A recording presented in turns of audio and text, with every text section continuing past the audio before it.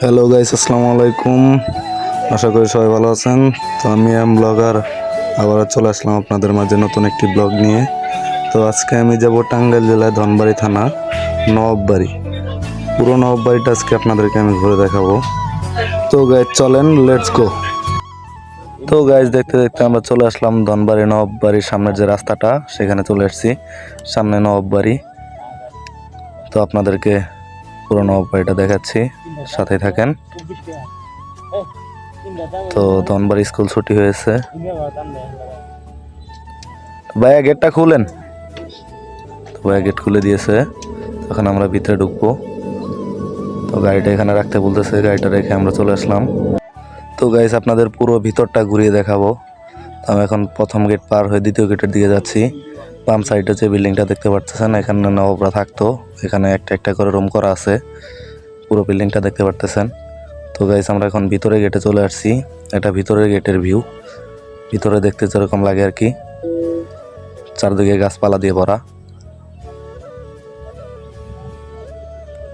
এই সাইডে কিছু ফুল গাছের বাগান রয়েছে। তো এটা হচ্ছে মসজিদ, নবাববাড়ির যে মসজিদটা, সেই মসজিদ এটা দেখতে পারতেছেন। তো গাইস আমরা এখন যাব নবাববাড়ির সেই পুকুরের দিকে। নবাবের যে সেই পুকুরটা ছিল, তো আমরা সেই পুকুরটার দিকে যাব এখন। তো চলেন, একটা মসজিদ দেখতে পারতেছেন। তো গাইস আমরা চলে আসলাম সেই নবাববাড়ির সেই পুকুরটাতে। তো দেখতে পারতেছেন এটা হচ্ছে নবাবের সেই পুকুর। এখানে নবাবের সব মেয়েরা গোসল করতো, ছেলেরা গোসল করতো,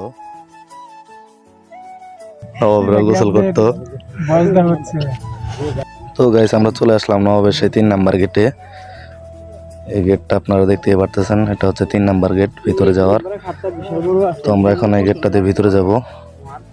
তো ভিতরে পরিবেশটা আপনাদেরকে দেখাবো। তো এটা হচ্ছে ভিতরের পরিবেশ। মাঝখানে গাছপালা রয়েছে, সাইড দিয়ে ছোট ছোট কিছু ঘর রয়েছে।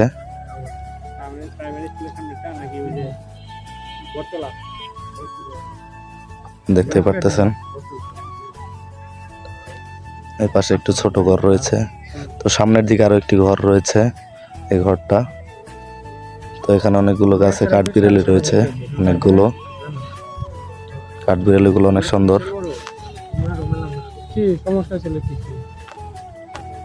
এগুলো দেখতে আরো সুন্দর লাগে গাছে গাছে ঘুরে।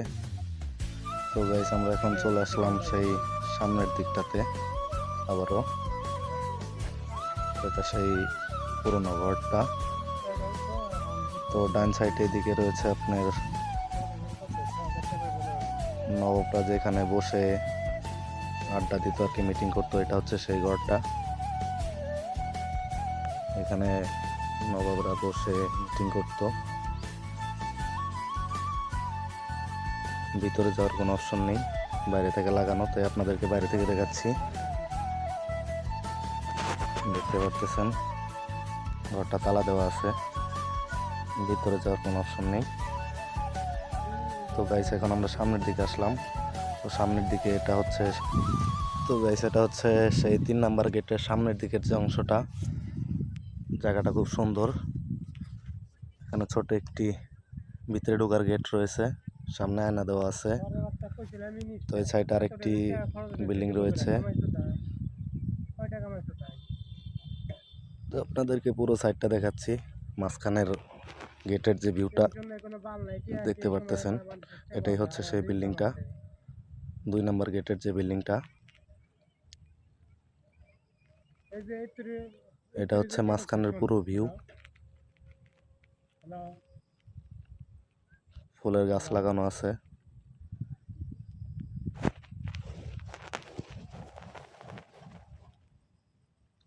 দেখতেছেন মাঝখানে বসার জন্য একটি ছাতা দেওয়া হয়েছে।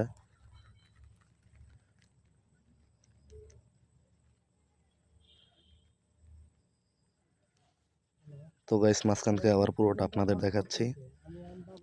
চারো সাইড দেখতেই পারতেছেন মাঝখান থেকে। এটা হচ্ছে 2 নাম্বার গেটের ভিতরে। তো গাইস এখন আমরা ওই যে ভিতরের যে মসজিদটা আপনাদের বাইরে থেকে দেখানোর চেষ্টা করতেছি। তো এটার ভিতরে যাওয়া যায় না, এখান থেকে আটকানো। তো এটা হচ্ছে মেন গেটের ভিতরে যে বিল্ডিংটা আপনাদের প্রথমে দেখিয়েছিলাম। এটা হচ্ছে বিল্ডিং এর সেই প্রথম গেটের যে বিল্ডিংটা এটা হচ্ছে সেটা।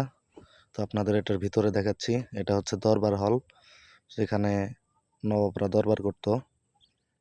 তো আপনাদের এই ভিতরটা পুরোটা দেখাচ্ছি।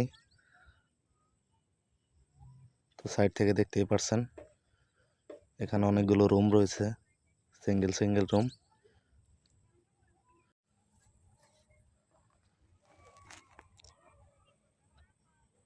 তো পুরোটা দেখতেই পারতেছেন, সবগুলা দেখাচ্ছি।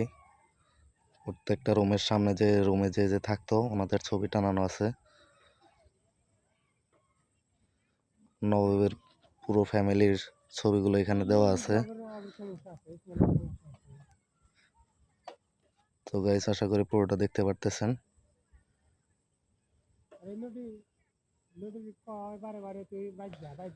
তো গাইস আজকের ভিডিও এই পর্যন্তই। ভালো থাকবেন, সুস্থ থাকবেন, দেখা হবে আবার নেক্সট ভিডিওতে। ভিডিওটি ভালো লাগলে চ্যানেলটি সাবস্ক্রাইব করে পাশে থাকবেন। ধন্যবাদ সবাইকে।